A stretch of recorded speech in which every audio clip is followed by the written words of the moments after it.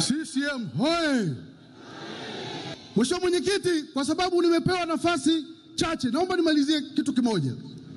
Kuna hii narrative, huu usemi unasemwa kwamba Chadema, chama changu cha zamani, wamezuiwa na serikali kwenda kushiriki uchaguzi.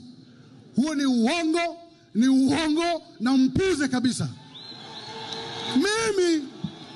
Mimi nimekuwa mjumbe wa kamati kuu ya Chadema mpaka muda huu ninapojiuzulu hapa, na nimekuwa mjumbe wa kamati kuu senior toka mwaka 2010 mpaka leo.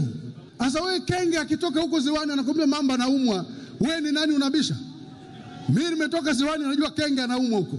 Sasa wewe unabishaje? Sasa iko hivi, tarehe 20 mwaka huu Januari tulikuwa Dar es Salaam, tukafanya kitu kinaitwa baraza kuu ya chama.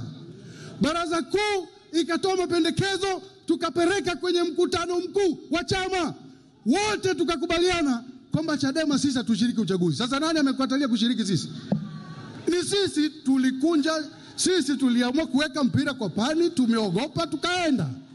Tulishauriwa mpaka na wazee wa maana duniani. Mimi nimekutana na Raila Odinga, hata wakina Lissu walikutana naye, akawaambia duniani hapa tupeni case study yoyote Afrika, ni chama gani kiliwahi kususia uchaguzi alafu bado ika progress? Haipo, hakuna literature review ya hivyo. Kwa hiyo Mheshimiwa Rais, mimi nimechoka kukunja ngumi.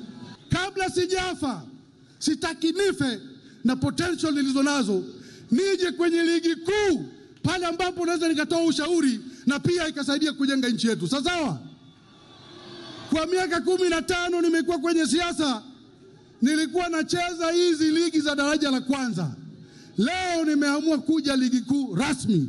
Na washukuruni sana watu wa CCM kunipokea. CCM hoi! Oktoba tunatiki na nimeamini. Asanteni sana. God bless you.